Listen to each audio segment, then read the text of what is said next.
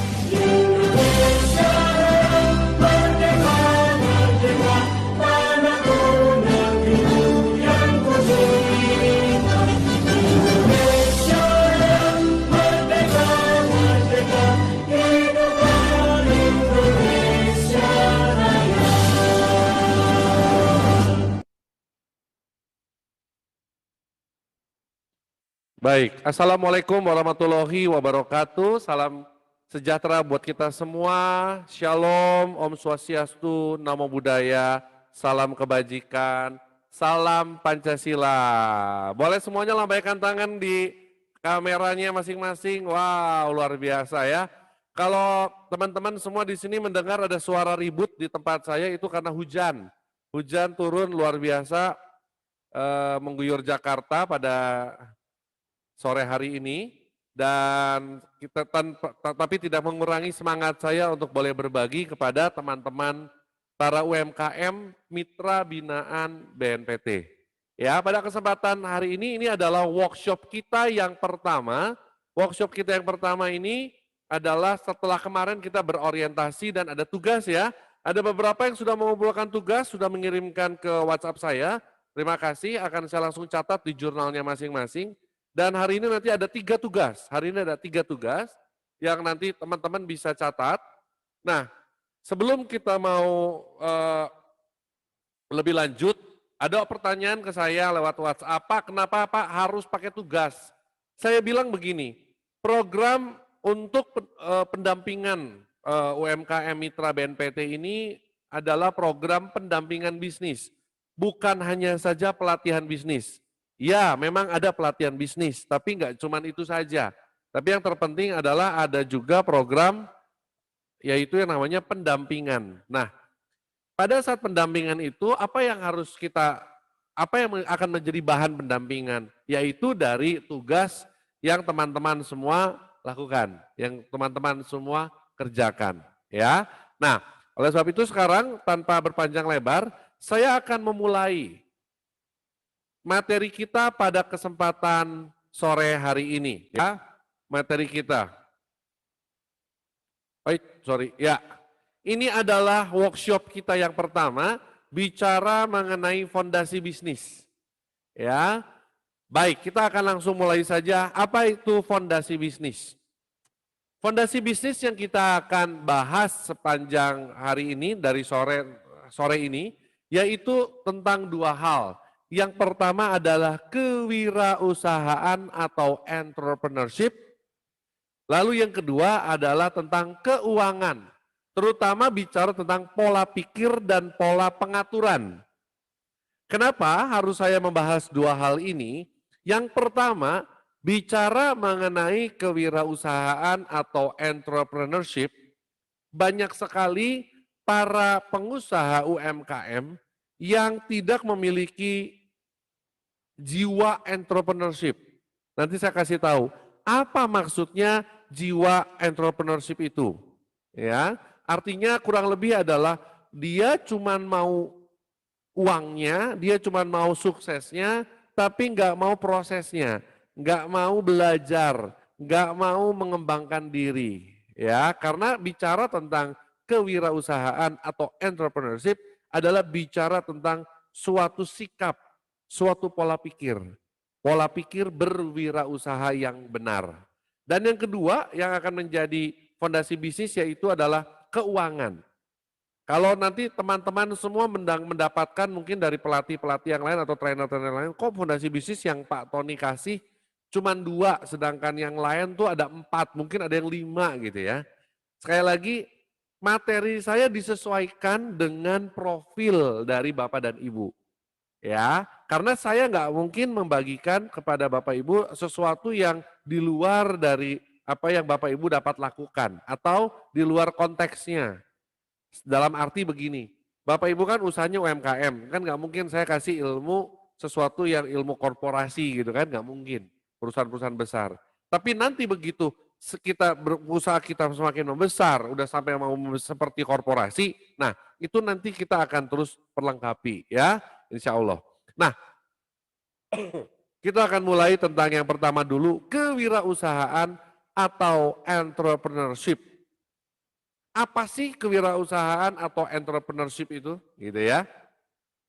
Kewirausahaan atau entrepreneurship adalah suatu semangat atau suatu skill yang harus dimiliki oleh para pengusaha UMKM supaya usahanya dapat berkembang, supaya bisnisnya nggak cuma hanya saja menghasilkan profit, tetapi mampu membawa dampak bagi kota dan bangsa. Entrepreneurship itu kalau apa ya kita bicara mengenai sebuah negara dikatakan begini. Sebuah negara dilihat negara ini sukses atau kurang sukses atau tidak sukses, dilihat berapa persentase jumlah entrepreneur di negara tersebut. Di Indonesia jumlah entrepreneur itu katanya masih jauh, masih di bawah 2%. Maksudnya apa di bawah 2%? Kalau Indonesia saat ini punya 270 juta ya penduduk, artinya kalau 1% kan berarti 2,7. Kalau 2% kurang lebih berapa? 5,4 juta. Nah katanya jumlah entrepreneurship kita masih kurang dari 5,4 juta. Katanya begitu, data ya. Dan ternyata apabila kita bandingkan dengan sebuah negara yang namanya Singapura, Singapura itu disebut negara berkembang. Kenapa? Karena Singapura jumlah entrepreneurnya atau jumlah pengusahanya yaitu sekitar 6% dari total jumlah penduduk Singapura. Sehingga entrepreneurship udah harusnya menjadi suatu ilmu atau suatu mata pelajaran dasar dari bangku pendidikan dasar semestinya. Karena entrepreneurship adalah yang nanti pada akhirnya akan menjadi tulang punggung dari perekonomian suatu bangsa. Pertanyaannya adalah banyak sekarang di Indonesia pelaku-pelaku bisnis melakukan bisnis karena faktor kepepet. Betul ya?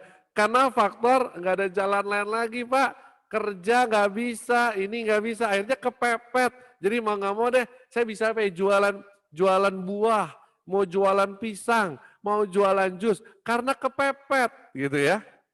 Oke, bukan karena punya mindset kewirausahaan, tapi karena kepepet itu, ujung-ujungnya duit gitu, ya. Bener nggak? Bener, setuju. Uang memang harus menjadi suatu penggerak, tetapi uang bukan segala-galanya dan bukan tujuan. Oleh sebab itu makanya kenapa tingkat keberhasilan dalam membuka usaha di Indonesia masih sangat kecil tingkat keberhasilannya. Artinya kalau dikatakan ada 10 orang yang mulai buka usaha, paling yang sukses 1 atau 2. Kenapa? Karena banyak orang hanya fokusnya adalah mengambil, fokusnya adalah menerima duit, fokusnya adalah mendapatkan, ya, mendapatkan uang, mendapatkan omset. Nah ini yang mau kita beresin nih pada kesempatan sore hari ini. Anda mungkin punya banyak usaha sekarang, Anda mungkin ada beberapa bisnis sekarang. Tapi permasalahannya adalah apakah Anda punya mindset yang benar tentang bisnisnya itu sendiri? Itu yang akan kita bahas. Ya. Nah, sekarang kita akan lanjut, ternyata ketika kita sudah tahu tentang kewirausahaan dan entrepreneurship itu sangat penting, lalu apa hal penting yang harus dimiliki oleh seorang entrepreneur gitu ya. 2 hal penting itu adalah yang ini. Yang pertama adalah pola pikir seorang entrepreneur. Tadi saya sudah banyak jelaskan. Dan yang kedua, ternyata nggak cuma hanya saja pola pikir, tetapi di situ ada gaya hidup seorang entrepreneur. Saya tidak akan berlama-lama di sisi ini karena ini teori, tapi saya mau teman-teman semua belajar dari teori ini, belajar dari pengetahuan yang baru ini, bagaimana memiliki pola pikir dan gaya hidup seorang entrepreneur yang sejati. Kita akan bahas bahwa pola pikir seorang entrepreneur itu yang pertama adalah bahwa sukses tidak ditentukan oleh nasib. Sekali lagi ya, sukses Anda tidak ditentukan oleh nasib. Banyak orang Indonesia, saya bertemu dengan banyak orang, dan dia masih beranggapan bahwa memang saya nasibnya jadi orang susah, memang saya nasibnya jadi orang miskin. Saya katakan ini adalah pola pikir yang salah. Bahwa sukses tidak ditentukan oleh nasib, tetapi sukses ditentukan dari bagaimana cara kita menyikapi hidup kita setiap hari. Dari bagaimana kita berpikir tentang kesuksesan tersebut. Kalau ada orang yang saya dampingi, tetapi memiliki pola pikirnya seperti ini, saya pasti akan langsung mundur Pak. Saya pasti akan langsung mundur Bu. Kenapa? Karena orang yang kalau gini, orang yang memiliki pola pikir adalah bahwa saya tidak bernasib jadi orang sukses. Mau didampingi dengan pendamping yang segimana keren, mau dikasih training segimana bagusnya juga, kemungkinan berhasilnya akan sangat-sangat tipis. Kenapa? Karena dia berpikir bahwa dia nasibnya bukan menjadi orang sukses. Saya harap tidak ada orang seperti ini ya di seluruh orang-orang yang menjadi mitra BNPT, tidak ada. Ya, kita mau percaya bahwa sukses tidak ditentukan oleh nasib. Yang kedua, pola pikir seorang entrepreneur adalah sukses itu adalah suatu kebiasaan. Sekali lagi, kebiasaan itu apa sih? Kebiasaan adalah bagaimana sesuatu hal yang Anda lakukan setiap hari. Apakah Anda memikirkan kebiasaan-kebiasaan seorang entrepreneur? Apakah Anda sudah membiasakan diri menjadi seorang yang sukses? Contohnya apa? Contoh sederhana begini. Ditanya, ini kejadian nyata ya, ada pelaku UMKM di daerah yang saya tanya, Bapak cari saya mau ngapain? Saya pengen sukses Pak, dia bilang begitu ya. Oh ya oke, sukses menurut Bapak apa? Tujuan fungsi fitur itu ya, yang kemarin tugasnya ya. Dia menjelaskan, oh tujuan saya begini, oke terus udah gitu, untuk mencapai tujuan itu kira-kira apa yang Bapak lakukan setiap hari nih, apa yang mau Bapak lakukan?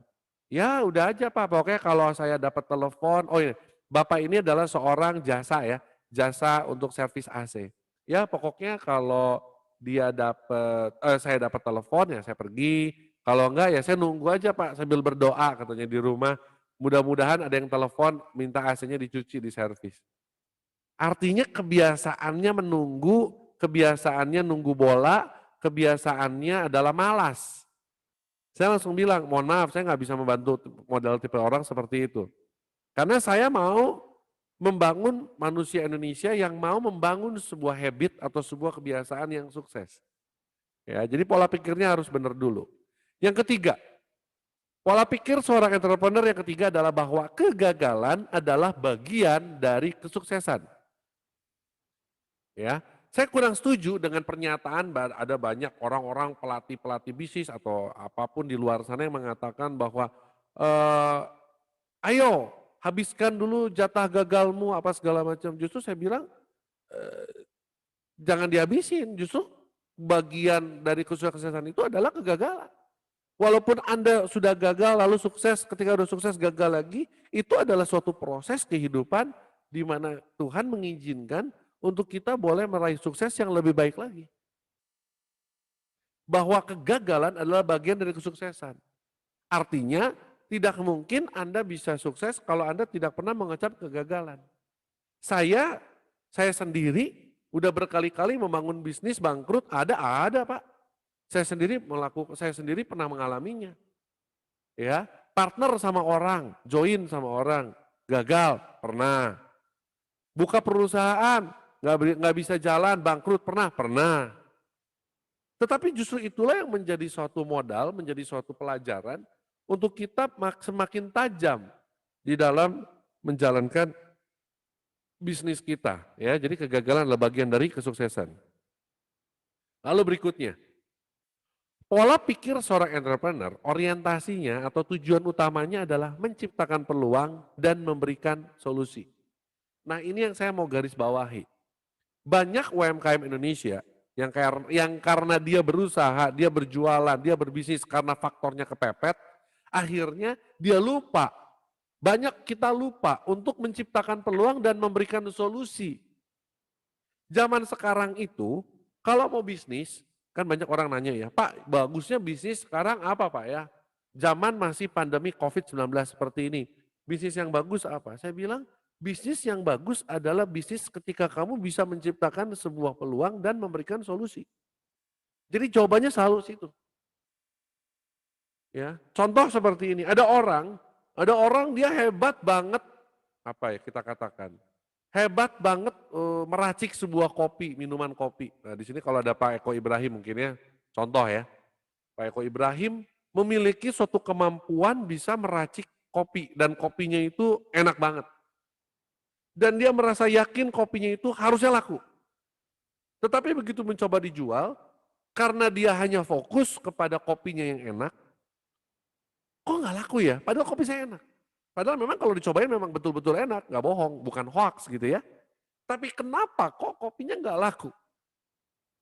Karena banyak kita juga lupa untuk menciptakan peluang atau memberikan solusi. Sebagai contoh, teman saya memiliki beberapa kafe di daerah Jakarta, Bogor, Cibubur seperti itu.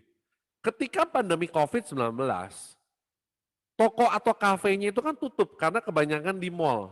Bentar ya. Lalu apa yang dilakukan oleh teman saya ini, karena dia memang ahli di kopi gitu ya.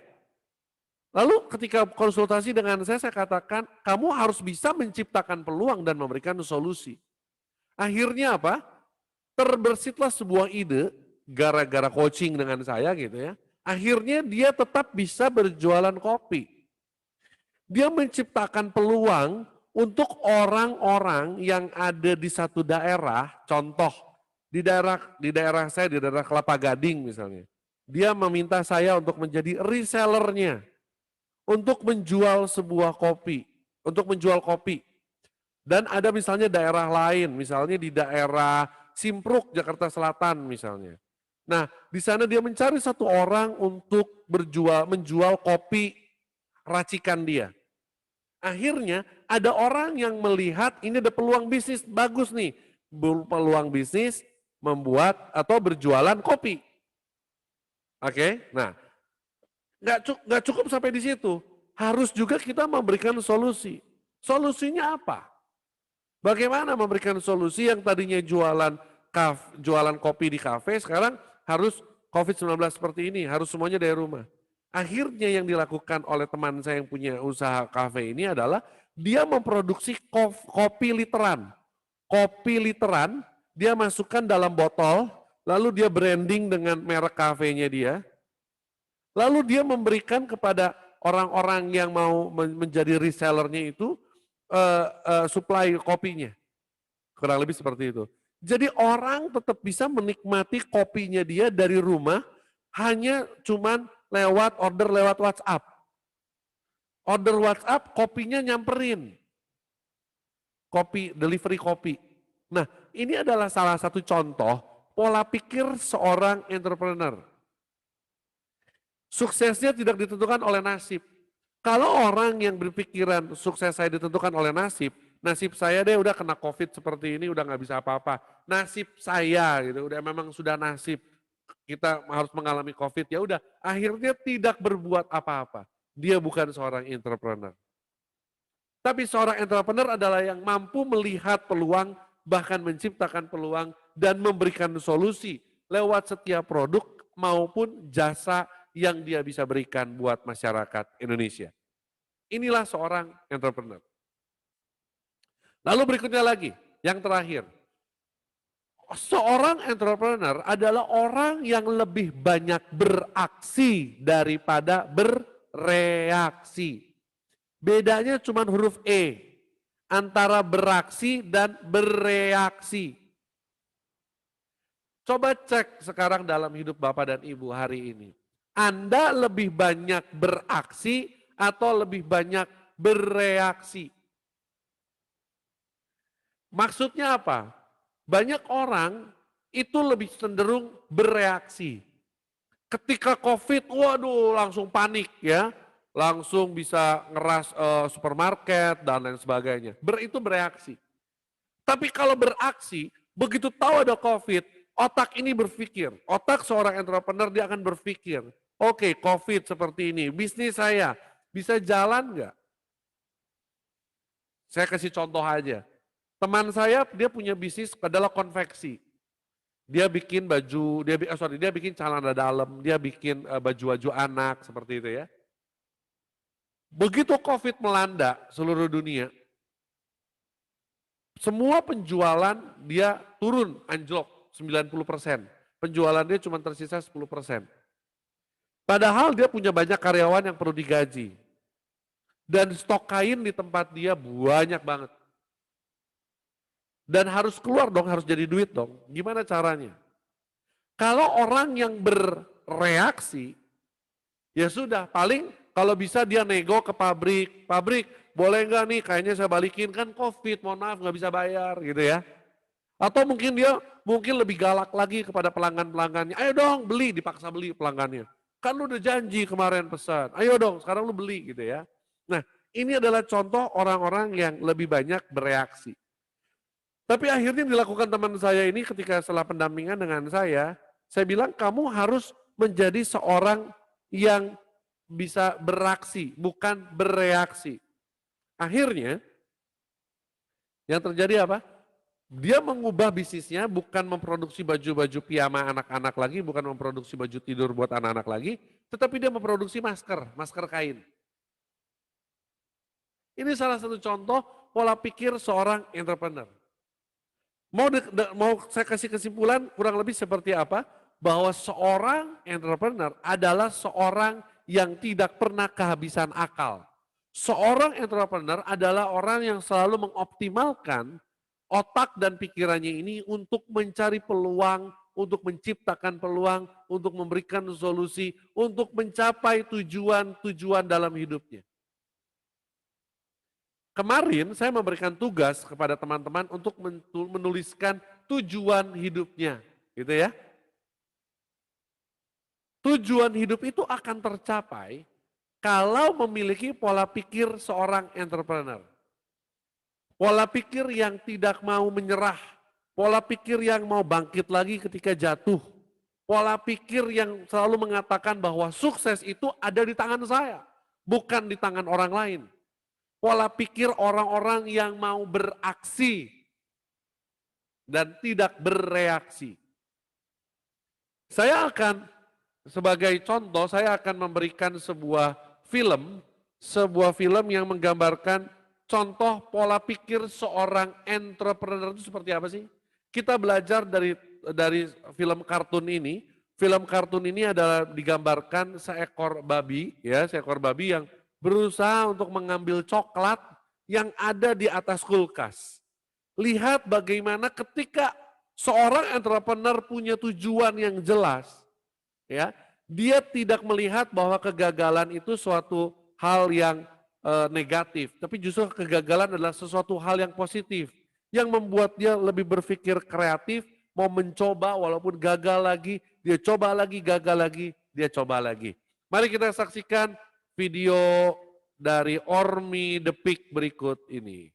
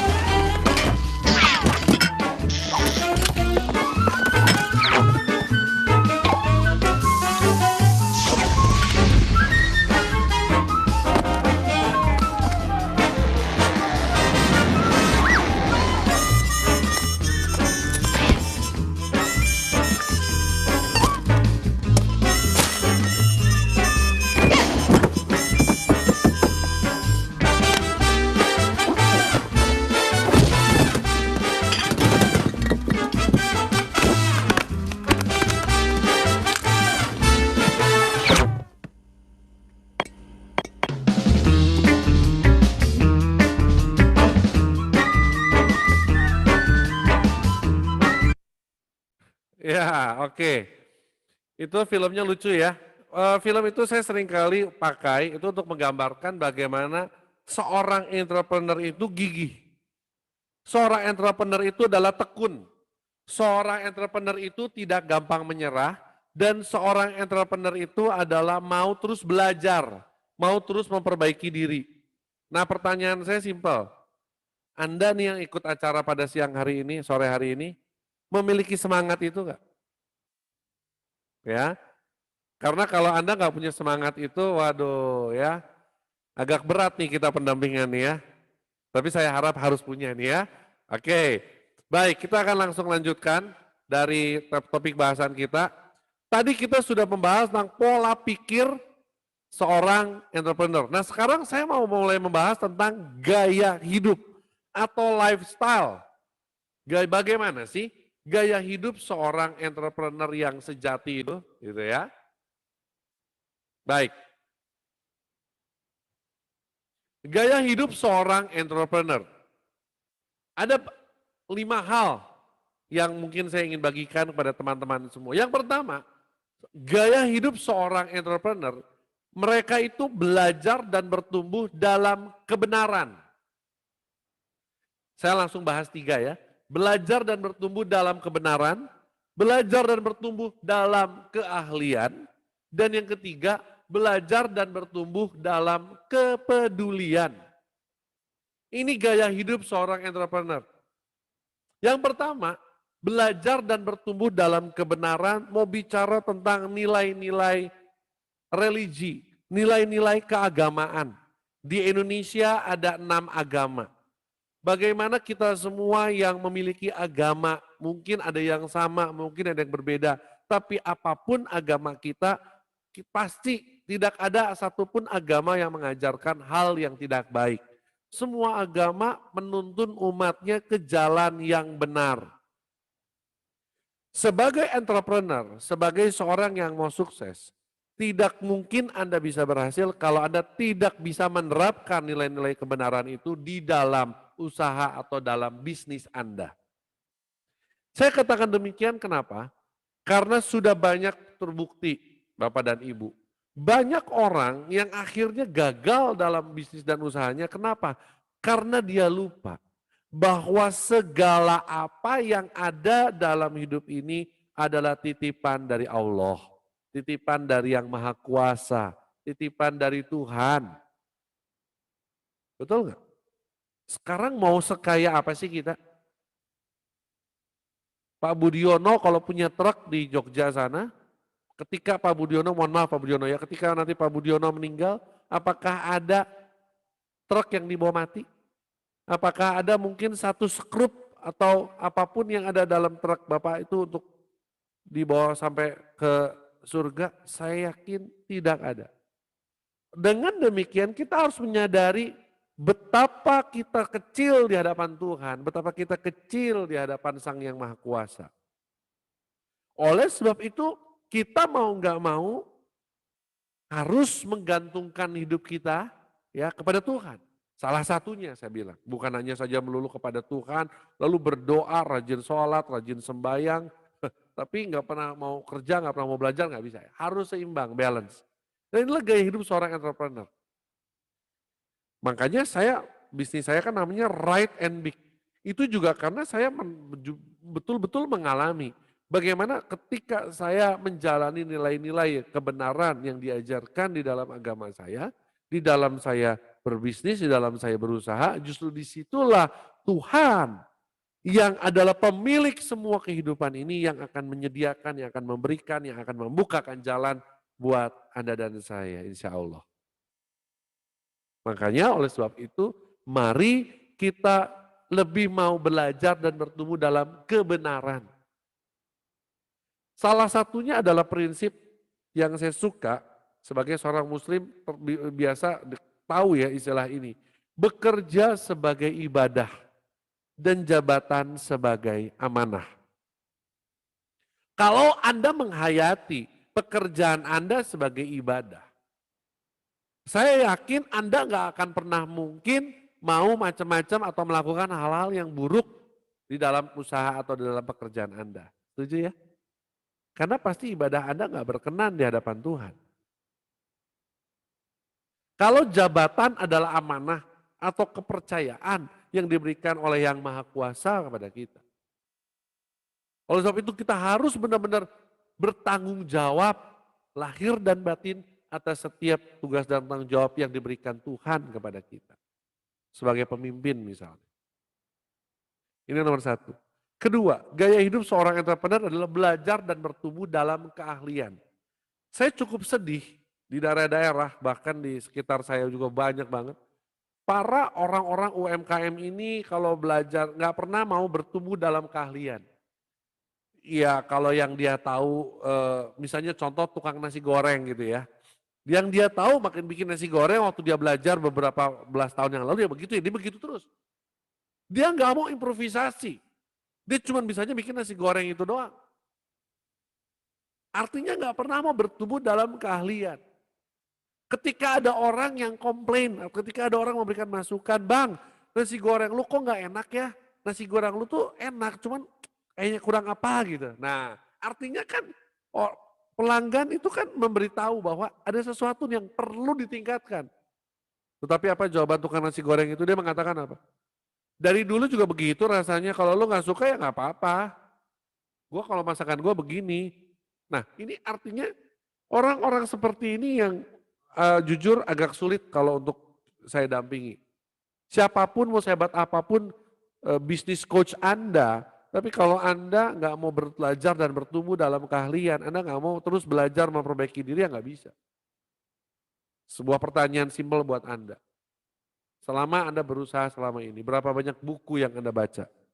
Ada berapa banyak keahlian yang Anda dapatkan? Gak usah jauh-jauh deh, selama pandemi COVID-19 ini Anda belajar apa sih? Ada berapa banyak seminar yang Anda ikuti? Ada berapa banyak buku yang Anda baca? Ada berapa banyak mentor yang Anda temui untuk Anda meningkatkan kompetensi? Kemarin ingat ya, pelajaran mengenai kita menyiapkan wadah kompetensi, value, dan wadah dompet. Ingat? Nah, sudah belum? Yang ketiga adalah belajar dan bertumbuh dalam kepedulian. Tidak bisa dipungkiri bahwa kesuksesan seseorang itu salah satunya dipengaruhi oleh bagaimana niat baik atau hati yang mulia dari si pelakunya. Ada orang yang mau sukses tetapi intinya gini, ada orang yang pengen menjadi orang pandai, ya. Dia belajar, dia kuat di dalam belajar dan bertumbuh dalam keahlian. Tapi ternyata orang ini tuh mau pinter, mau menjadi orang sukses hanya untuk memperkaya diri. Lalu akhirnya apa? Ya akhirnya memang dia sukses. Tetapi karena orang ini terlalu sibuk untuk mengejar hal-hal yang duniawi, akhirnya ditinggalkan oleh istri dan anak-anaknya.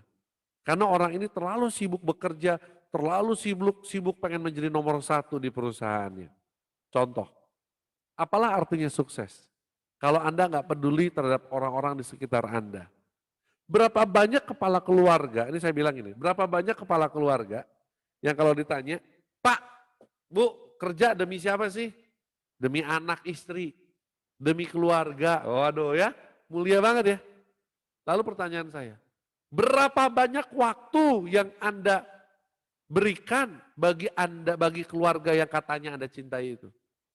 Kan Anda kerja demi anak, berapa banyak waktu yang Anda berikan untuk menemani anak Anda belajar? Banyak yang nggak bisa jawab tuh. Karena kita kebanyakan itu yang penting duit, duit, duit, duit. Kita lupa untuk belajar dan bertumbuh dalam kepedulian. Saya sebenarnya gini, kepedulian dalam arti kalau Anda bisa peduli terhadap orang-orang miskin, orang-orang susah di sekitar Anda, bagus-bagus. Tapi bukan itu saja, yang penting kepedulian dengan orang-orang yang ada di sekitar Anda. Buat apa Anda sukses tapi nggak ada keluarga yang mendukung? Buat apa Anda sukses tapi pasangan ribut terus? Buat apa Anda sukses tapi Anda jauh dengan anak Anda? Karena Anda kurang peduli terhadap mereka. Oleh sebab itu gaya hidup seorang entrepreneur adalah dia nggak cuma hanya saja sukses di luar tapi sukses di dalam juga. Lalu yang keempat, seorang entrepreneur ini menghargai waktu. Karena waktunya sangat berharga. Dan terlebih lagi menghargai waktu, kalau orang entrepreneur itu waktunya itu akan habis oleh dua hal. Yang pertama akan habis untuk memberi dampak, artinya memberi dampak itu untuk berkarya, dan yang kedua untuk belajar, berkarya dan belajar. Oleh sebab itu kita selama ini 24 jam hidup. Berapa persen sih dari 24 jam itu yang kita pakai untuk berkarya? Lalu berapa persen yang kita gunakan untuk belajar? Dari survei membuktikan, paling cuma 1% orang yang benar-benar menginvestasikan waktu setiap hari untuk belajar sesuatu yang baru. Lalu berikutnya yang terakhir, seorang entrepreneur adalah seorang yang berintegritas. karakternya kuat. Integritas bicara bagaimana kebenaran yang dia sudah dapatkan. Kebenarannya itu muncul, kebenarannya itu benar-benar nyata. Ketika contoh ada seseorang yang berdoa di dalam doanya, ya Allah berikan hambamu ini kesabaran. Contoh seperti itu. Lalu tiba-tiba begitu dia keluar dari rumah, ada motor yang nyerempet mobilnya. Langsung orang itu turun, yang punya naik motornya itu dimaki-maki. Padahal nggak lecet, memang kesenggol, spionnya kelipet gitu loh. Itu yang naik motor dimaki-maki dan keluar semua bahasa kebun binatang. Saya bilang inilah tipe orang yang sama sekali tidak punya integritas. Orang yang punya integritas itu artinya apa? Apa yang dia katakan itu yang dia lakukan. Apa yang dia doakan itu yang dia lakukan. Meskipun tidak ada orang yang melihat di sekitar Anda. Meskipun hanya Allah atau Tuhan yang melihat Anda, tetapi Anda tetap melakukannya seperti Anda dilihat oleh banyak orang, itu artinya Anda berintegritas. Makanya sudah dipastikan kan, orang-orang yang terjerat kasus korupsi, walaupun mereka pandai, walaupun mereka jenius, walaupun mereka mungkin punya kedudukan tinggi, tapi mereka tidak berintegritas.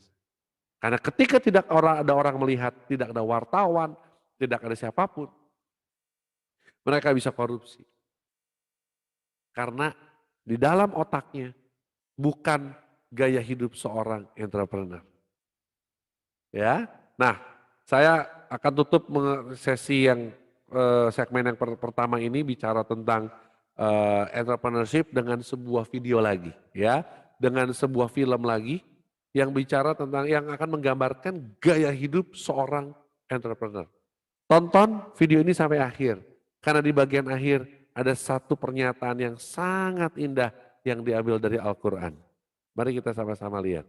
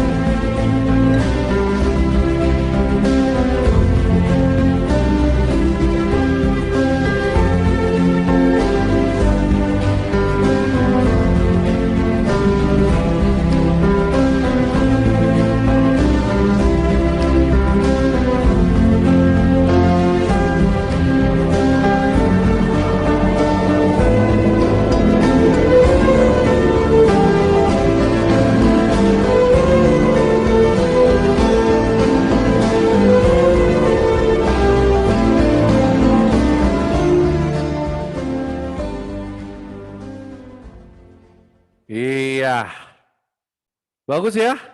Bahwa ternyata di balik setiap kesulitan itu ada banyak kemudahan. Yang penting kuncinya apa? HHN. Yang pertama apa?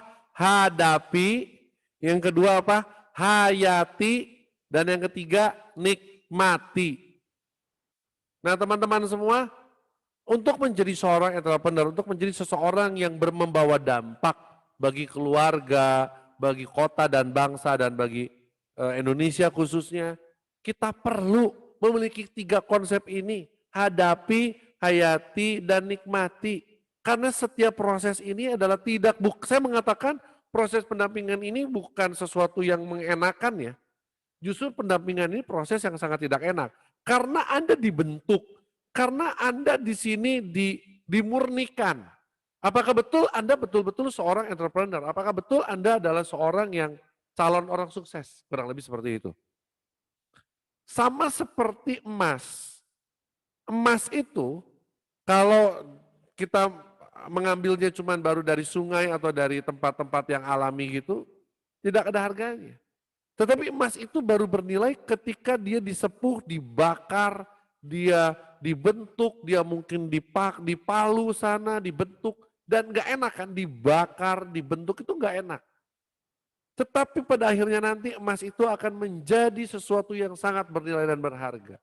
Oleh sebab itu teman-teman semua, Anda adalah seorang entrepreneur atau bukan, itu sangat tergantung dari bagaimana Anda mau mendidik diri Anda sendiri.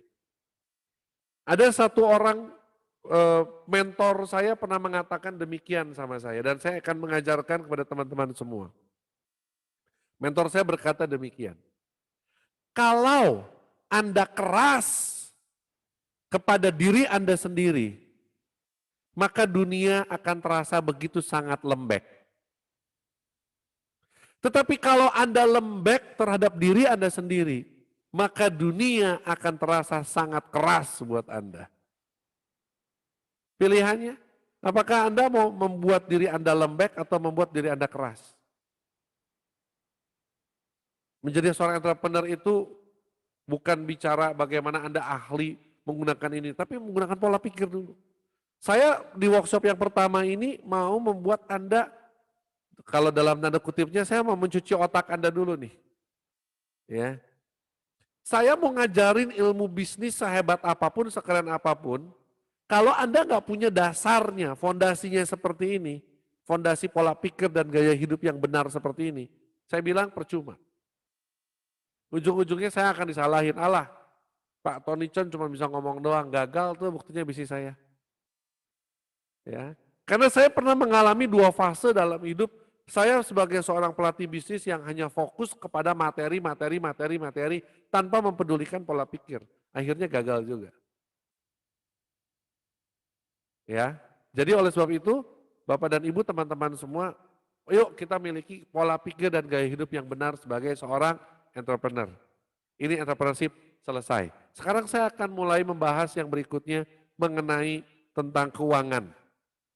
Sebelum masalah keuangan, saya mau Bapak Ibu teman-teman semua mencatat tugas, ada tugas kedua. Tugas pertama yang orientasi kemarin, sekarang tugas yang kedua. Tugas yang kedua adalah, yang pertama apa tujuan Anda menjalankan atau merintis usaha? Jadi saya katakan kemarin ada banyak yang mengirimkan PR-nya ke saya dan salah ya. Tujuan yang saya maksudkan itu kemarin itu orientasi itu adalah tujuan hidup Anda. Nah tugas yang kedua ini adalah tujuan Anda menjalankan merintis usaha. Tujuannya apa? Setelah Anda tahu bagaimana menjadi seorang entrepreneurship, bagaimana seorang entrepreneur itu seharusnya memiliki pola pikir dan gaya hidup. Setelah Anda mengetahui topik itu, apa tujuan Anda sekarang menjalankan atau merintis usaha? Ya, saya yakin udah bukan lagi tujuannya untuk memperkaya diri. Saya yakin tujuannya adalah bukan untuk menikah lagi. Saya yakin tujuannya adalah bukan untuk supaya bisa apa misalnya menguasai orang lain atau ingin balas dendam, saya yakin ya. Karena tujuannya pasti harusnya lebih mulia. Nah tetapi tujuannya itu apa? Ya, mungkin boleh disampaikan hanya satu kalimat, ini kan satu kalimat selesai ya, PR-nya gampang kok. Yang kedua, buat daftar start doing dan stop doing. Nanti saya akan jelaskan bagaimana Anda membuat daftar itu. Dan yang ketiga, yaitu buat sebuah gambaran mimpi Anda. Harus difoto, tugas dikumpulkan lewat WA. Nah, sekarang saya akan jelaskan bagaimana cara Anda membuat tugas. Yang pertama, bicara tentang tugas start doing dan stop doing. Ada sebuah pepatah yang mengatakan demikian, bukan pepatah ya, ini saya dapatkan dari sebuah buku yang berjudul The Secret. Dikatakan begini, pikiran menentukan tutur kata menentukan perilaku, perilaku menentukan kebiasaan, dan kebiasaan menentukan karakter. Dan akhirnya karakter menentukan nasib. Lalu ketika saya mau mengaplikasikan hal ini, dan saya menemukan bagaimana caranya supaya kita bisa berubah, nasib kita bisa berubah. Ternyata kalau mau kita bikin versi pendek, saya bisa menulis demikian. Pikiran menentukan nasib, bisa nggak? Sangat bisa. Nasib kita akan menjadi seperti apa tergantung dari apa yang kita pikirkan. Tetapi di tengah-tengahnya, di antara pikiran dan nasib itu ada perilaku dan kebiasaan. Dan ternyata dari hasil yang sudah saya berkali-kali lakukan selama 7 tahun sebagai pelatih bisnis, dikatakan bahwa dan dibuktikan bahwa cara untuk mengubah seseorang bisa memiliki mindset seorang entrepreneur adalah bagaimana dia membuat daftar stop doing dan start doing. Dalam bahasa Indonesia artinya menghentikan sesuatu dan memulai sesuatu yang berkaitan dengan perilaku. Karena perilaku menentukan kebiasaan itu tadi. Jadi yang tugas Anda yang kedua, tadi setelah menentukan tujuan yaitu Anda harus membuat daftar perubahan kebiasaan. Karena sekali lagi kesuksesan tergantung dari apa yang Anda biasa lakukan sehari-hari ya. Buat daftar, apa yang mau Anda mulai lakukan dan apa yang mau Anda stop untuk lakukan. Contoh dulu, saya kasih contoh. Kalau Anda mau start doing, membaca buku, berarti Anda harus stop. Ini contoh nih, berarti Anda harus stop bermain sosmed di jam kerja. Ini contoh ya. Banyak orang ketika membuat resolusi di tahun baru, resolusi ketika Idul Fitri, resolusi ketika ya event-event yang lain lah ya, ketika ada atau ulang tahun misalnya. Oke, di tahun ini saya mau mulai membaca buku. Cuman mulai doang, tapi dia tidak menghentikan pekerjaan yang lain. Sekali lagi, seorang entrepreneur sejati itu adalah menghargai waktu. Artinya kalau Anda mau memulai sesuatu yang baik, berarti ada sesuatu yang buruk yang harus Anda hilangkan atau Anda kurangi. Ini yang di layar Anda adalah contoh. Silakan Anda buat versi Anda. Contoh yang kedua, bertemu satu orang baru setiap hari. Start doing. Berarti harus stop doing menunda-nunda pekerjaan. Karena seringkali kita selalu punya alasan, aduh banyak kerjaan nih, padahal kita pengen harusnya ketemu satu orang baru setiap hari. Berarti kita harus stop menunda-nunda pekerjaan. Yang ketiga, contoh yang ketiga, start doing berkomunikasi dengan mentor setiap hari. Dalam hal ini contohnya saya deh. Misalnya Anda mau mulai mengatakan begini, Pak saya mau setiap hari mau komunikasi sama Pak Tony sebagai pendamping atau mentor saya. Boleh nggak ada masalah. Tapi stop doingnya apa?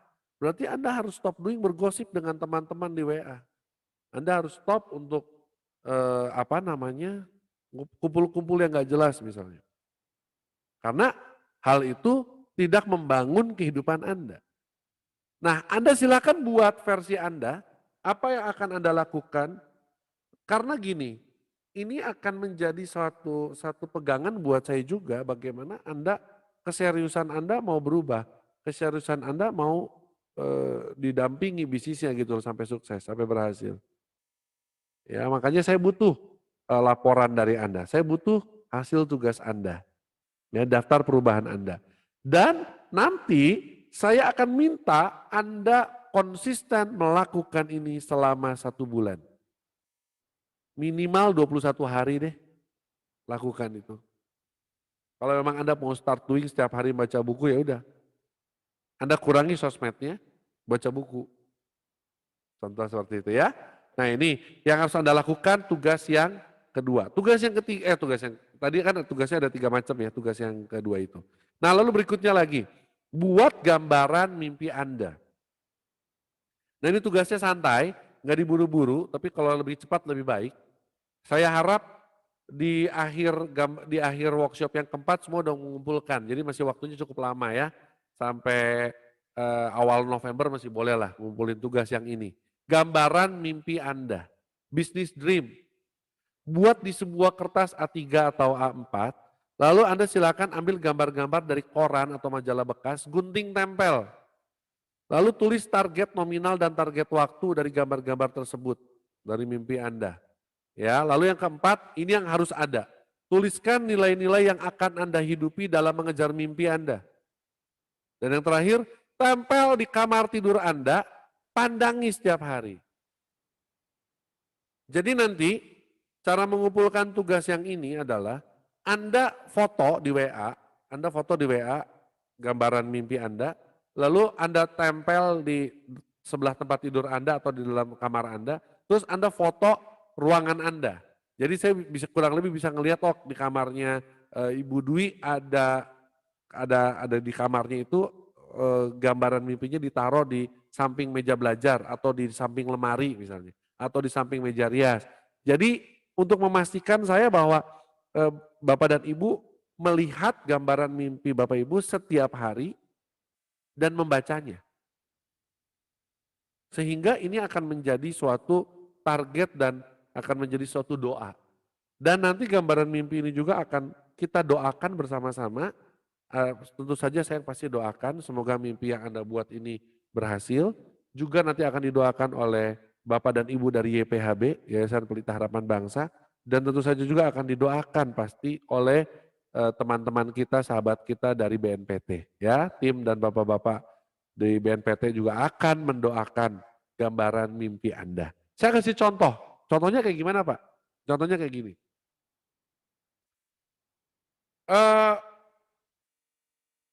Dream Big 2012. Jadi ini ada seseorang yang membuat ini saya waktu itu tahun 2010 2009 saya dalam sebuah acara training, saya waktu itu masih jadi junior trainer dan membuat hal yang sama. Dream Big 2012. Dia pengen punya mobil tahun 2012, dia pengen punya mobil. Waktu itu pengen punya mobilnya itu tuh, ya Innova atau apa itu. Ya, lalu dia pengen sehat katanya. Bodinya pengen, ini cowok ya, pengen berat badannya 85 kilo. Ya, lalu dia punya nilai-nilai yang dia hidupi growth itu bertumbuh, sukses, joy itu sukacita artinya, gratitude itu artinya bersyukur. Terus di situ ada belief, artinya percaya, yakin sama Tuhan. Ya, dia memperbaiki sholatnya. Lalu dia mencoba untuk menjadi orang yang menciptakan banyak peluang, create dan prosperity. Itu nilai-nilainya, kesejahteraan. Ya. Lalu dia tulis juga di situ saving 120 juta per month. Artinya dia pengen punya tabungan, dia bisa menabung 120 juta per bulan. Oke. Lalu dia karena dia adalah seorang pengusaha workshop, klinik gitu ya, dia pengen punya 1.000 anggota, artinya pengen punya 1.000 karyawan. Ya, di kliniknya dia pengen punya 1.000 karyawan dia bilang. Ya, terus udah gitu dia punya mimpi juga kanan atas, dia pengen memiliki waktu yang berharga dengan keluarga, gitu ya. Dia punya mimpi membangun sebuah rumah mewah. Dia pengen juga balance di situ. Dia akan ikut training-training yang banyak, ikut seminar-seminar. Mimpinya seperti itu dan akhirnya dia juga pengen umroh di tahun 2012. Bapak Ibu, saya kasih tahu ya. Tercapai nggak? Tercapai. Orang ini udah laporan. Saya munculkan karena orang ini sudah tercapai mimpi-mimpinya. Ya. Lalu berikutnya lagi, ada orang yang nulis yang begini bikinnya. Ya. Anda coba lihat fokus, Anda coba lihat fokus di gambarnya, ya di gambarnya. Dia punya mimpi seperti itu. Ya, lalu dia kalau udah tercapai dia tulis tuh. Ya, I am happy and grateful now I found my soulmate. Karena dulu dia belum menikah, masih single. Dia mimpi tahun 2010 dia menikah dan ternyata benar berhasil. Dia mimpi tahun 2010 punya rumah dan ternyata berhasil Pak, berhasil Bu, gitu loh. Ya, dia mimpi mau melakukan perjalanan rohani karena ini seorang Kristiani, dia pergi ke Lourdes sama ke Roma gitu ya, berhasil gitu ya. Nah ini contoh, dia mimpi punya mobil, dapat tuh excellent car E260 series. Ya, ini contoh-contoh yang terjadi. Nah ini juga ada lagi My Dream Board. Ya, ada orang bermimpi, saya pengen punya rumah, pengen punya uang gitu loh, pengen umroh, haji, invest di logam mulia gitu loh. Ya, tuliskan mimpi Anda apa. Nah, bikin ini sebagus-bagusnya, tempel di kertas A3, A4, tempel di dekat tempat Anda tidur yang bisa Anda setiap hari. Ya, jadi ini ya tugas yang kedua itu ya. Ini saya tampilkan sekali lagi. Tugasnya dikumpulkan lewat WA ke WA saya. Ya, daftar start doing, stop doing. Kalau nggak bisa di WA, nulisnya di WA susah, tulis di selembar kertas, kertasnya difotoin, kirim ke saya, bisa. Ya intinya segala macam cara, yang penting saya tahu Anda memang niat mau memulai sesuatu yang baru dan mengakhiri segala sesuatu yang kurang membangun hidup Anda. Ya, lakukan ini ya. 1, 2, 3 ya, tugas 2 ya. Oke, sekarang saya melanjut yang segmen yang kedua, pola pikir dan pola pengaturan keuangan. Bicara tentang keuangan, sama. Saya ngajarin Bapak Ibu caranya ngatur keuangan bisnis, cukup kita ngobrol 2 jam selesai Pak, selesai Bu. Tetapi akan menjadi sia-sia, Bapak Ibu akan susah lagi, akan jatuh lagi dalam kesalahan yang sama, kalau Bapak Ibu nggak punya pola pikir keuangan yang benar. Ya, jadi yang pertama adalah pola pikir keuangan, yang kedua baru pola pengaturan keuangan. Yang pertama saya akan bahas di sini adalah konsep pola pikir keuangan. Terdapat 2 konsep pola pikir keuangan yang benar, yaitu konsep doa dan konsep investasi kehidupan. Pak, apa hubungannya sih doa sama uang? Pak Tony ini terlalu religius? Ya terserah, orang mau bilang saya terlalu religius lah, terlalu apa, terserah. Karena memang kunci kita kalau mau kaya, kunci kita mau berhasil, kita harus punya hubungan yang erat dengan Tuhan, dengan yang Maha Kuasa, dengan Allah. Karena dia adalah yang menyediakan segala sesuatu Pak. Dia adalah Allah Tuhan yang kita yang kaya. Kalau Allah mengatakan, Dwi besok kamu jadi orang kaya, bisa nggak Allah? Allah berfirman dan kamu jadi orang kaya. Bisa banget. Oleh sebab itu kita harus punya tahu dulu, oleh sebab itu konsep doa yang benar. Karena kalau kita nggak punya konsep doa yang benar, maka pola pikir kita dalam keuangan pasti error aja, pasti salah aja. Lalu yang kedua adalah konsep investasi kehidupan. Apa itu doa, apa itu investasi? Kita bahas satu-satu. Konsep doa yang benar. Kita bersyukur kita tinggal di Indonesia. Dan saya bersyukur menjadi warga negara Indonesia. Saya bersyukur negara ini tuh punya dasar negara Pancasila yang bajunya saya pakai sekarang ini. Kalau teman-teman lihat baju saya ini gambarnya Pancasila, burung Garuda. Kenapa? Saya nasionalis, yes. Saya cinta sama bangsa ini, saya cinta sama bangsa ini karena apa? Karena saya yakin ketika Bapak dan Ibu, teman-teman semua termasuk saya dilahirkan di bangsa ini. Kita semua dilahirkan di Indonesia. Yang Maha Kuasa, Tuhan memiliki suatu rencana yang indah buat hidup kita dan buat Indonesia.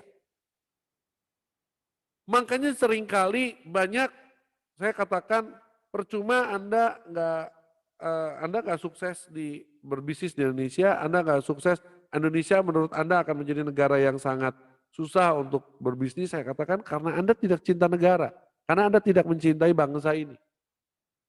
Pertama-tama kita harus bisa mencintai dan mensyukuri anugerah kita dilahirkan sebagai orang Indonesia. Tuhan loh yang menempatkan kita lahir jadi orang Indonesia. Artinya Tuhan punya rencana yang indah. Nah sekarang gini, kita membenci bangsa kita sendiri. Kata tuh mengecewakan Tuhan nggak kira-kira? Kurang lebih nih Tuhan udah bilang loh, saya sudah ngasih kamu lahir jadi orang Indonesia, kamu dilahirkan di Indonesia, kok kamu malah membenci Indonesia? Sekarang gini, kalau Tuhan yang adalah sumbernya berkat, kira-kira memberkati kita enggak? Memberikan kepada kita rizkinya enggak? Kalau kita masih punya konsep yang seperti itu makanya salah satu kunci Anda mau sukses berbisnis ya Anda harus menjadi seorang yang nasionalis cinta akan bangsa dan negara ini. Dan di Indonesia saya bersyukur kita punya warisan budaya yang sangat luar biasa dan kita hidup boleh berdampingan, bertoleransi yang begitu sangat baik. Berbagai macam agama boleh bebas beribadah di negara ini. Dan kita semua memiliki cara yang berbeda-beda. Ini adalah satu ekspresi kita kepada Tuhan kita dengan cara yang berbeda. Tapi apapun itu kan semua agama diajari untuk berdoa. Kristen Katolik berdoa, orang Islam sembahyang, sholat.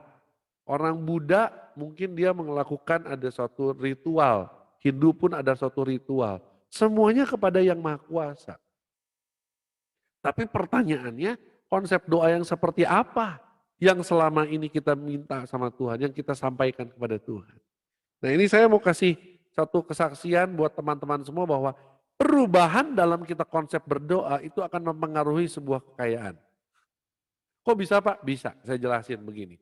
Konsep doa yang benar. Sekarang saya mau tanya, yang tangan atas sama tangan bawah. Nah ini saya mempersilahkan teman-teman untuk ini ya. Teman-teman boleh di unmute. Saya pengen dengar suara teman-teman. Kita mau lebih interaktif sekarang. Siapapun boleh menjawab, silahkan di unmute mic-nya terus ngomong. Di depan Anda ada gambar tangan yang di atas, ada tangan yang di bawah.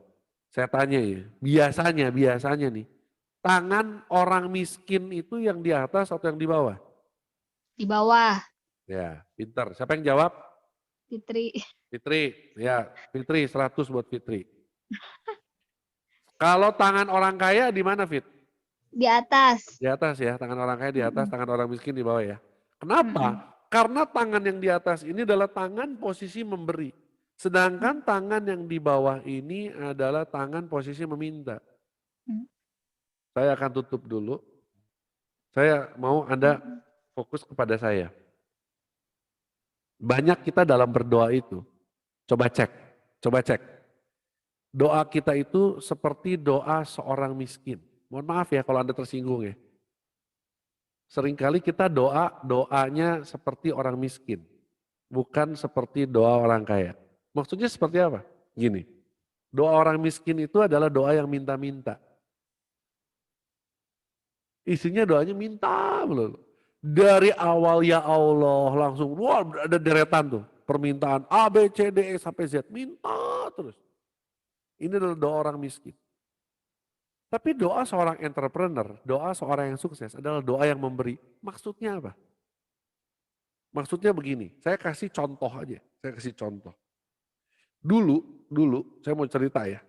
Saya itu dulu posisinya awal mula saya hijrah dari Bandung ke Jakarta. Saya asli orang Bandung.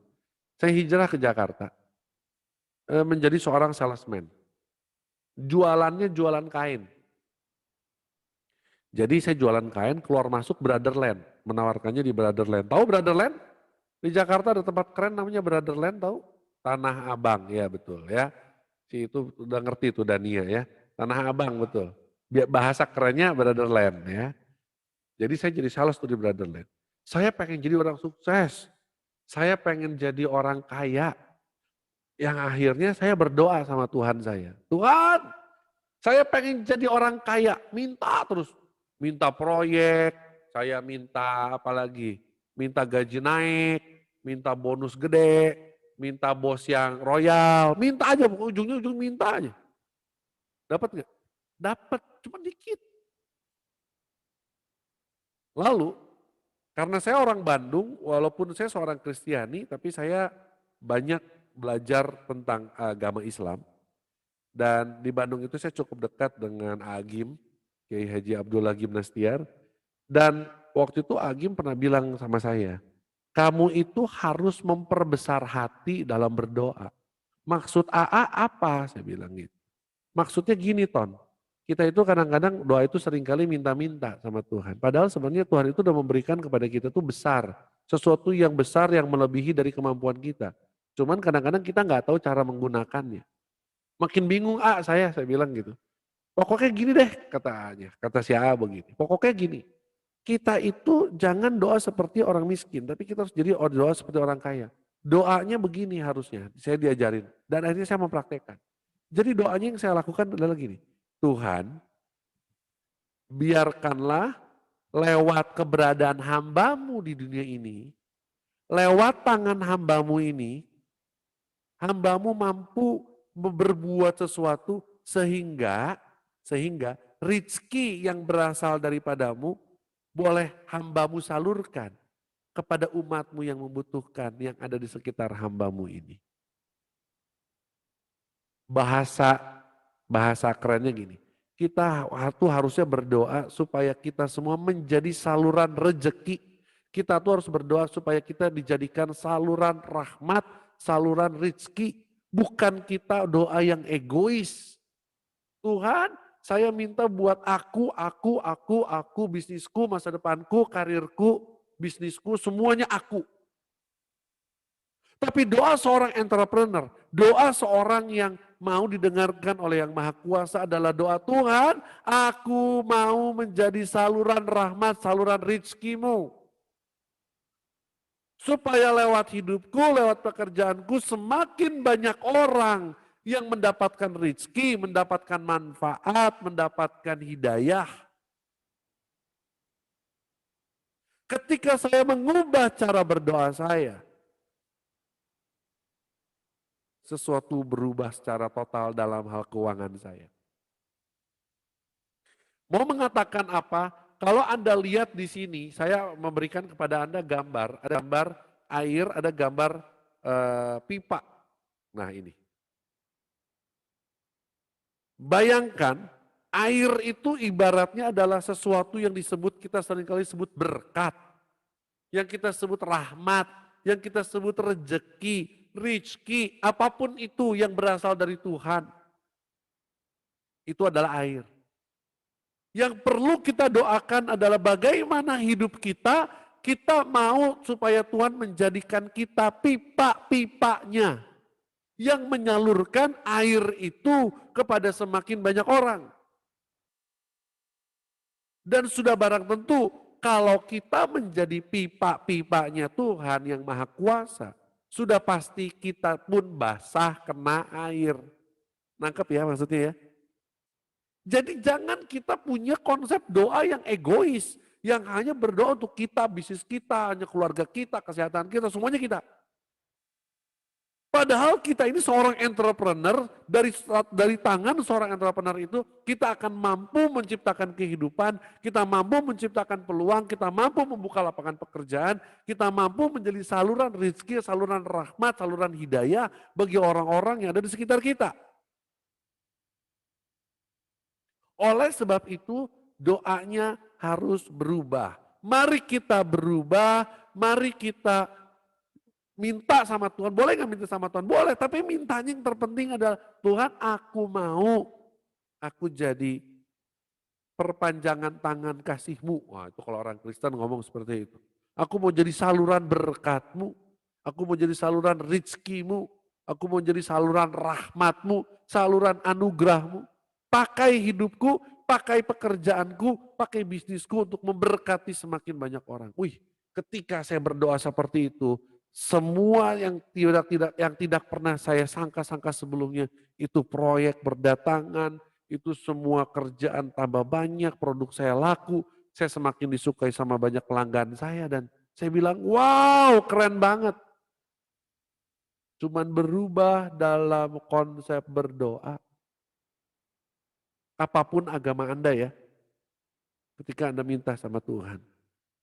Tuhan kita yang Tuhan yang Maha Esa. Tuhan yang satu. Ketika kita minta, pasti akan hasilnya beda. Sekarang saya kasih ilustrasi. Saya minta siapa ya di sini ya? Saya minta Fitri, buka lagi Fit, mic-nya Fit, kita ngobrol Fit. Boleh, boleh. Fitri, anggap Ya. kamu punya 2 orang anak. Mhm. Anak kamu yang pertama ngomong gini, Ibu, aku minta tolong dibeliin mainan dong buat aku.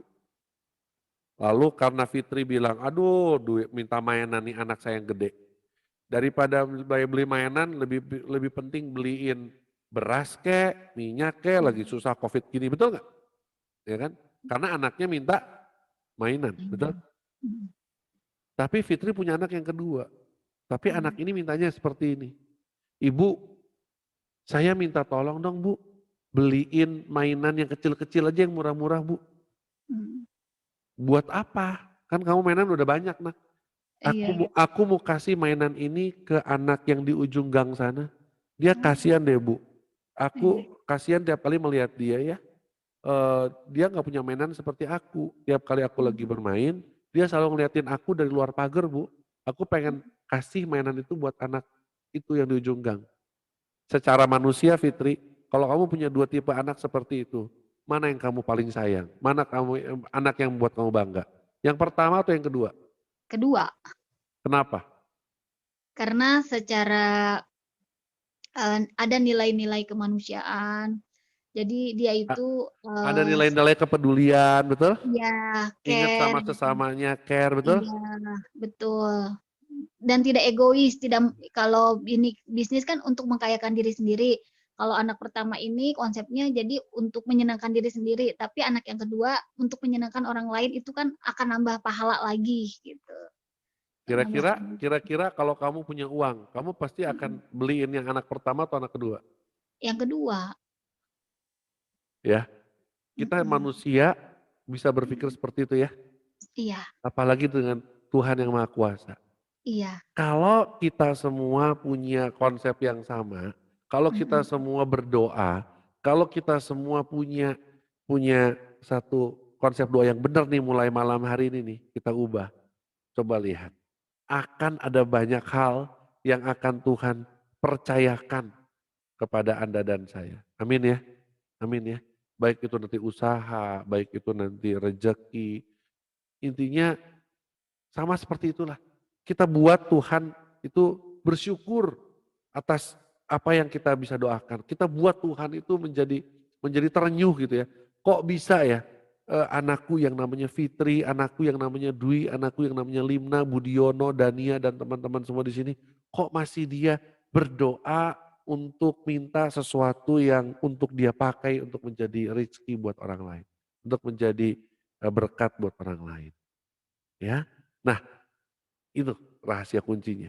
Konsepnya berubah. Ya, jadi kita jangan minta airnya, tapi minta supaya kita jadi pipanya, salurannya. Nah, berikutnya, kita bicara tentang investasi kehidupan. Kalau bicara keuangan pasti ngomongin investasi. Nah ini saya suka nih investasi. Investasi apa? Investasi kehidupan itu ada 3. Investasi jiwa, raga, dan ruh atau roh.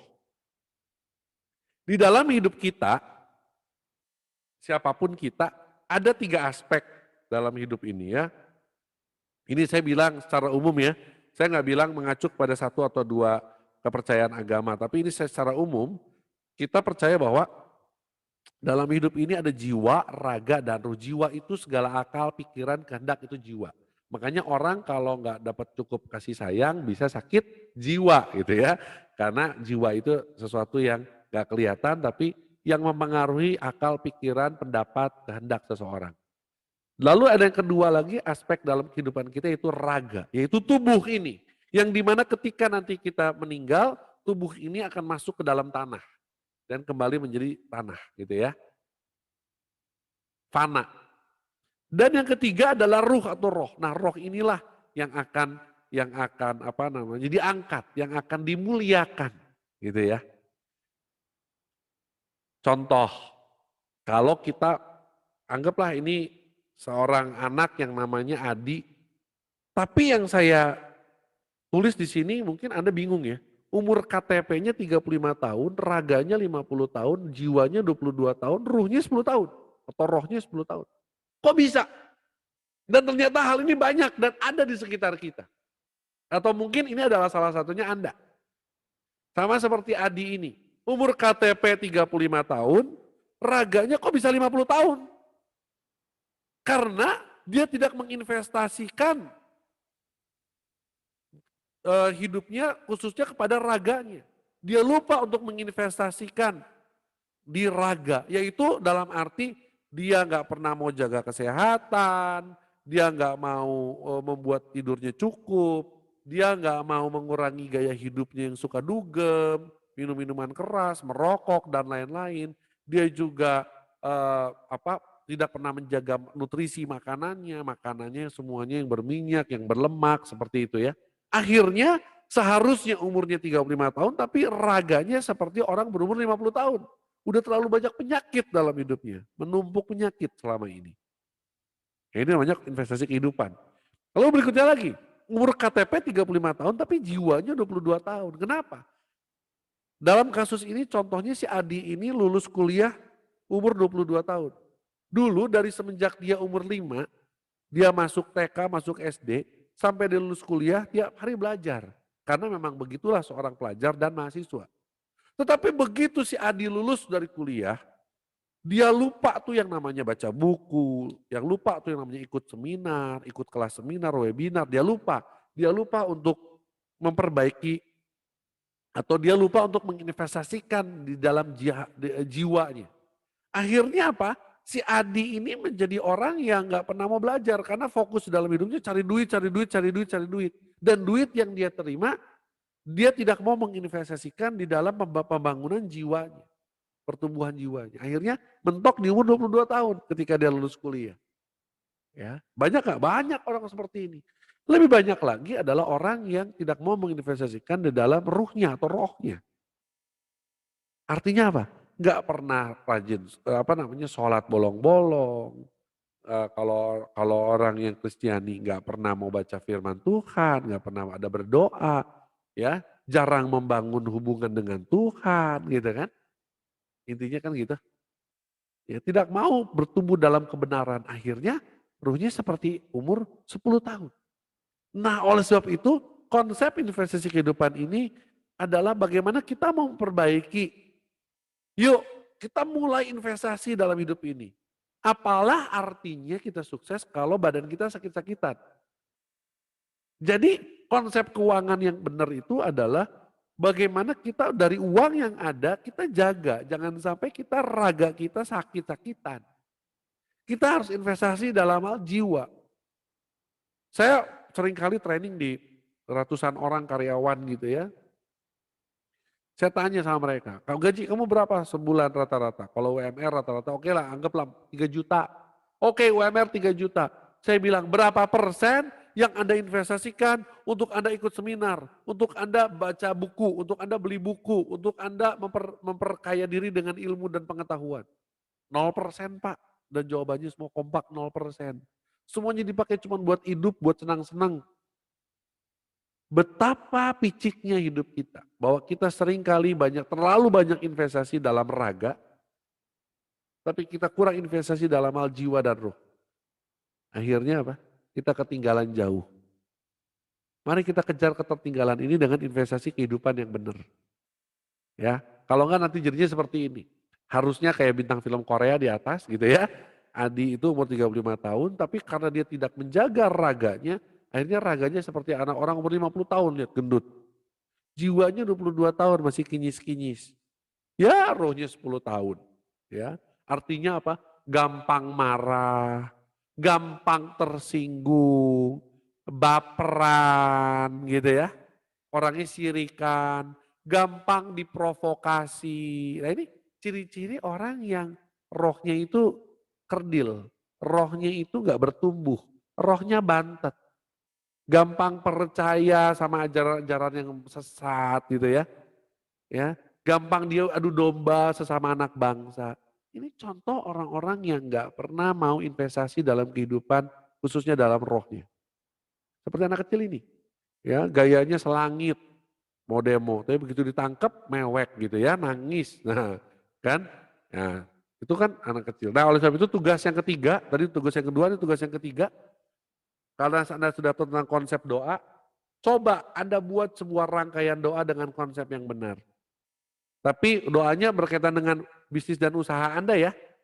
Jadi boleh tuh, misalnya Pak Denny misalnya, saya berdoa ya Allah, mohon agar lewat buah-buahan yang hamba-Mu jual, semakin banyak orang Indonesia yang hidupnya sehat, gitu ya. Artinya menjadi saluran kan. Lalu akan semakin banyak orang melihat ada suatu peluang untuk dapat menjual, ikut membantu mempromosikan jual buah-buahan saya. Gitu ya. Boleh silahkan buat sebuah rangkaian doa dengan konsep yang benar. Nanti dikumpulkan juga lewat WA. Ya, lewat WA aja kita yang gampang-gampang aja. Nanti akan saya kumpulkan, tujuannya apa? Nanti kita doakan bersama-sama. Karena doa, kalau didoakan sama satu orang, sama didoakan 2 atau 3 orang, pasti lebih manjur kalau doa yang sama didoakan sama 3 orang. Biasanya begitu ya dari pengalaman saya. Jadi supaya bisnis Anda pun akan semakin meningkat. Ya, karena punya rangkaian doa dengan konsep yang benar. Konsepnya bukan meminta airnya, tetapi kita minta supaya kita menjadi pipanya. Kalau kita jadi pipanya pasti kecipratan basah gitu ya. Dan yang kedua, tugas 3 yang kedua yaitu tambahkan di tugas stop doing dan start doing hal apa saja yang mau mulai dilakukan dan berhenti dilakukan agar memiliki hidup yang seimbang. Terutama berkaitan dengan jiwa, raga, dan ruh. Jadi tugas yang ketiga ini masih nyambung sama tugas yang kedua. Cuman ditambahin stop doing dan start doingnya berkaitan dengan jiwa, raga, dan roh. Ya, bisa ya? Gampang? Gampang. Tugasnya mah jangan susah-susah kalau sama Tony Chen. Tugasnya yang mudah-mudah ya. Silakan kalau mau difoto, layarnya difoto supaya ingat. Nanti kalau lupa boleh juga sih tanya juga ke WA ya. Nah, sekarang baru masuk ke pola pengaturan keuangan. Saya tidak akan mengajarkan bagaimana mengatur pola bisnis Anda karena bisnis Anda masing-masing berbeda-beda. Betul ya? Nanti pengaturan keuangan yang sebenarnya itu ada di pendampingan. Karena nggak mungkin saya bisa mengajarkan semua sesuatu yang sama karena strategi keuangan masing-masing orang pasti berbeda. Yang satu masih level usahanya mikro, yang satu kecil, yang satu menengah, udah jelas beda cara pengaturannya. Ya pos-posnya pun beda. Nah tapi secara dasar saya akan berbagi bagaimana pola pengaturan keuangan kita yang sehat. Ya, kita harus sering-sering melakukan cross check. Kita masuk mana? Zona merah, zona kuning, atau zona hijau? Mudah-mudahan Anda nggak ada yang zona merah. Karena zona merah itu adalah zona yang dimana besar pasak daripada tiang. Gali lubang, tutup lubang biasanya. Punya banyak utang, lalu dia ngutangin, dia minjem duit lagi, bikin utang baru untuk menutup uang utang yang lama. Nah ini udah masuk zona merah. Ya, siapapun Anda, kalau Anda saat ini ada di zona merah, saya terbuka, yuk kita keluar dari zona merah, nanti kita WA-an ya Bapak Ibu ya. Kita WA-an, kita keluarin Bapak Ibu dari zona merah. Resiko keuangannya sangat tinggi. Artinya kalau ada sesuatu terjadi ya udah bangkrut. Gitu loh, jual aset. Ya. Yang kedua adalah zona kuning. Zona kuning itu biasanya adalah zona plus-plus bahasa saya. Tidak bisa menabung. Biasanya keinginan lebih besar dari kebutuhan. Jadi duit yang ada dia dapat 5 juta, bulan itu juga habis 5 juta. Ya, pemasukan itu atau gaji itu assalamualaikum lalu waalaikumsalam. Dalam waktu sekejap gitu ya. Cuma numpang lewat artinya. Karena biasanya orang-orang di zona kuning itu cirinya keinginannya lebih besar daripada kebutuhannya. Sebenarnya dia cuman butuhnya ya belanja bulanan ya paling 500.000 lah gitu. Tapi karena keinginannya besar, yang sebenarnya harus cuma keluar duit 500.000 jadi keluar duitnya 1 juta. Ini karena keinginannya jauh lebih besar dari kebutuhan, lapar mata biasanya. Nah yang ada lagi zona hijau. Zona hijau itu memiliki tabungan. Biasanya cirinya zona hijau itu pendapatannya lebih besar dari biaya hidup. Sehingga pasti ada selisih yang bisa ditabungin. Nah, ini zona hijau. Tapi resiko keuangannya belum bagus loh zona hijau itu. Resiko keuangannya itu baru menengah. Karena baru sampai titik level memiliki tabungan. Dan pendapatannya lebih gede dari biaya hidup. Dan ini resiko keuangan menengah. Jadi kalau Anda lihat di bawahnya ada bintang. Kalau zona merah itu sudah jelas bintangnya 1, zona kuning itu 2, dan zona hijau baru 4.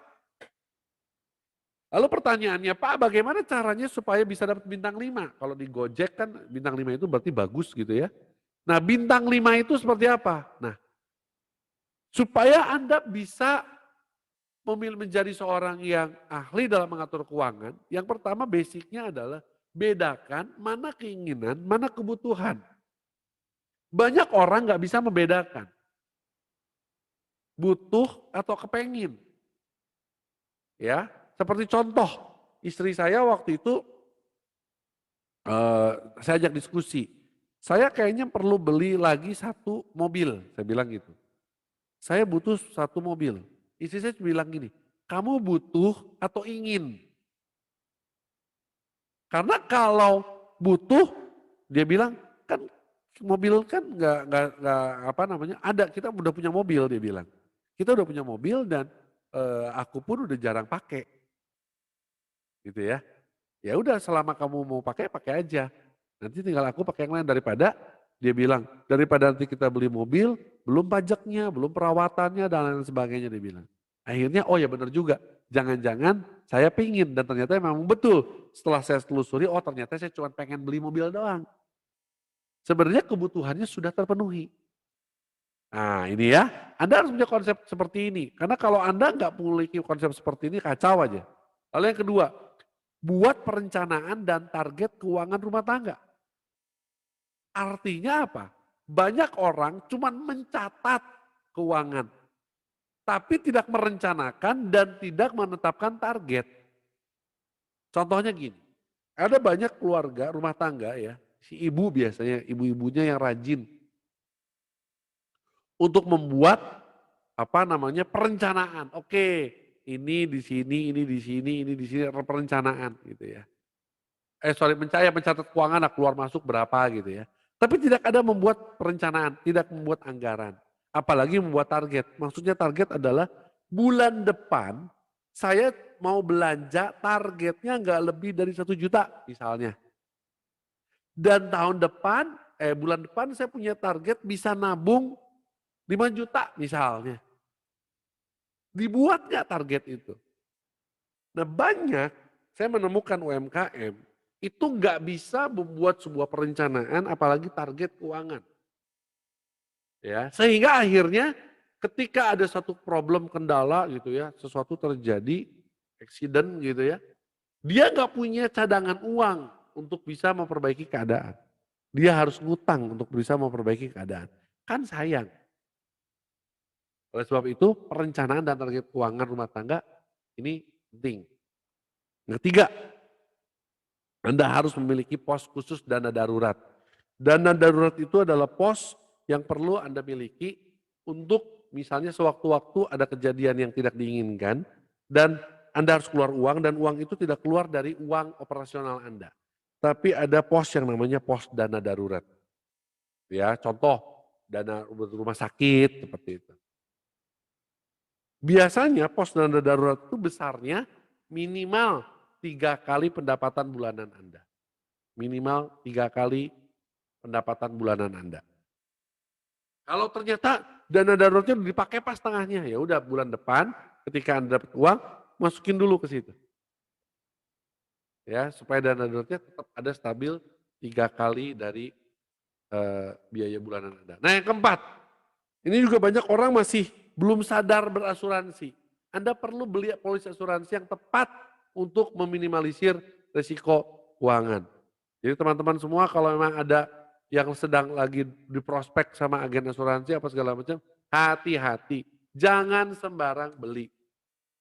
Karena kadang-kadang banyak saya ketemu UMKM karena nggak ngerti tentang proteksi, nggak ngerti tentang asuransi, apapun yang dikatakan sama si eh, penjual asuransi percaya-percaya aja. Padahal dia nggak butuh-butuh amat gitu loh. Akhirnya biaya asuransi jadi besar, memberatkan, nggak bisa bayar. Ya udah akhirnya jebol juga. Ya oleh sebab itu penting yang keempat. Nah yang kelima, boleh berhutang selama hutang produktif dan bukan hutang konsumtif.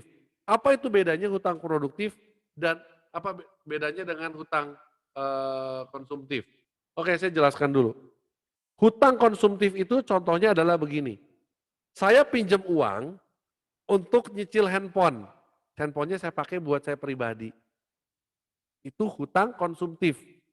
Gesek kartu kredit untuk cicil cicil apa? Untuk cicil handphone. Nah, itu hutang konsumtif.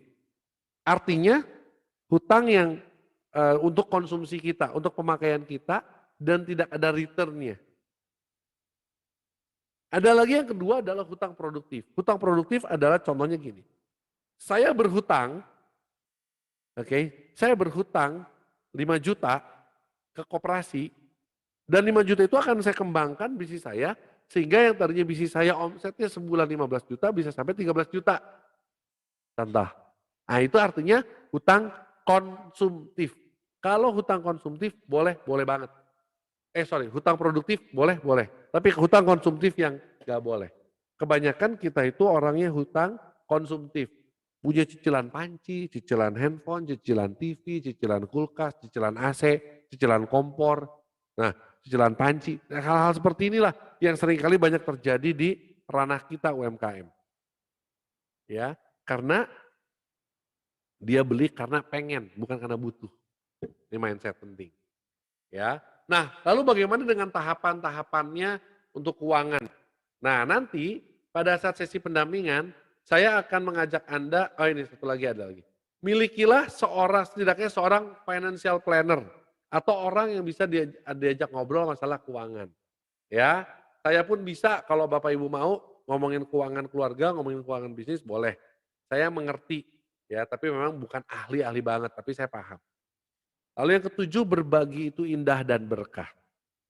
Jangan lupa keuangan yang ada dalam hidup kita saat ini adalah titipan dari Allah. Jadi kita juga harus pakai itu untuk berbagi. Ya, kan doanya udah jelas tadi. Doanya untuk menjadi saluran berkah. Ya udah, berarti kalau kayak gitu mari kita berbagi, sebab berbagi itu indah dan berkah. Oke, tahapan pengaturan keuangan ini 2 slide terakhir, tenang aja udah mudahan jam 5 kita selesai. Tahapan pengaturan keuangan. Kita sudah ada di tahap mana? Nah ini juga nanti akan menjadi tugas Anda ya. Yang pertama yang benar itu adalah kalau Anda mau memperbaiki keuangan Anda, yang pertama pastikan Anda semua bebas hutang. Hutang apa dalam bentuk apapun. Hutang produktif, hutang konsumtif, beresin dulu lah. Kalau Anda sudah bebas hutang, mulailah untuk menjadi orang yang disiplin menabung. Anda harus banyak menabung. Ya. Lalu tahap yang ketiga adalah orang yang sudah memiliki proteksi atau belum. Artinya ini berjenjang ya Bapak Ibu ya. Bapak Ibu sudah di level mana? Kalau sudah disiplin menabung tapi belum memiliki proteksi berarti Anda di level 2. Anda sudah disiplin menabung dan sudah memiliki proteksi, Anda di level 3. Nah level keempat adalah bagaimana Anda ditantang untuk mampu menghasilkan lebih banyak. Ya, dari keuangan yang sudah ada Anda kelola supaya bisa menghasilkan lebih banyak. Lalu yang kelima adalah perbanyak investasi. Bukan investasi kayak tadi ya, investasi jiwa raga ruh, tapi investasi yang sebenarnya. Nah, nanti pada saat pendampingan kita akan ngobrol dari masing-masing ini. Saya mau kita semua tuh bergeser semua sampai ke nomor 4 lah setidaknya. Ya, nomor 2 sama nomor 3 itu cuma butuh latihan. Tapi nomor 4 itu yang paling tujuannya paling di situ yang paling kita mau tuju ya. Baik, kita sudah sampai di tahap akhir. Akhirnya adalah tugas yang keempat. Nah, tugas yang keempat boleh difoto juga ya. Nah, ini tugas bicara tentang keuangan nih ya. Berapa biaya hidup Anda per bulan dan jabarkan pos-posnya apa saja. Ya, Anda boleh tulis di kertas, terus kertasnya difoto, boleh. Mau tulis di Excel Pak, bisa? Boleh. Oke, berapa biaya hidup Anda per bulan dan jabarkan pos-posnya apa saja. Saya tulis biaya hidup. Kalau hutang, cicilan motor, cicilan mobil, segala macam itu ada di bagian yang kedua. Berapa total hutang dan cicilan Anda per bulan? Jabarkan. Jadi jangan cuma tulis 12 juta gitu loh. Tapi total hutang 6 juta. Gitu ya. Sorry, total cicilan soal total hutang. Total cicilan motor 1 juta, cicilan mobil 2.800.000. Nah, kayak gitu-gitu ya. Ditulis detail utang dan cicilan Anda per bulan. Lalu yang ketiga, berapa nilai Anda di masing-masing pos tahapan pengaturan keuangan terutama dalam hal usaha atau bisnis. Dalam arti yang ini. 1 sampai 10 bebas hutang enggak? Kalau 10 artinya Anda benar-benar bebas hutang. Disiplin menabung, nilainya berapa? Nah ya. Yang ketiga, miliki proteksi. Udah punya proteksi belum? Kalau belum berarti 0 tulis. Yang keempat, hasilkan lebih banyak. Udah belum? Udah menghasilkan lebih banyak belum? Udah tersampaikan belum? Belum. Ya udah. Gitu ya, nilainya berapa? Berarti 2 misalnya. Yang kelima, perbanyak investasi. Udah belum? Berapa nilainya? Ya, jadi dari masing-masing tahapan ini Anda bikin skor menurut Anda layak diberi nilai berapa? Ya. Nah, itu berapa nilai Anda di masing-masing pos tahapan pengaturan keuangan. Nah, itu bicara mengenai pribadi. Bagaimana dengan usaha atau bisnis? Nah, usaha atau bisnis yang kita nanti mau jadikan bahan coaching adalah berapa rata-rata omset Anda per bulan? Dan apakah Anda sudah dapat hidup dari keuntungan usaha atau bisnis Anda? Atau Anda masih kadang-kadang setor modal piring, modal piring. Ya intinya itulah ya. Anda sudah bisa hidup dari keuntungan usaha atau bisnis Anda atau belum? Atau Anda baru masih setor modal duit, masih setor terus gitu ya. Nah, udah tugasnya itu saja. Jadi banyak tapi dikit-dikit ya. Saya harap bisa demikian.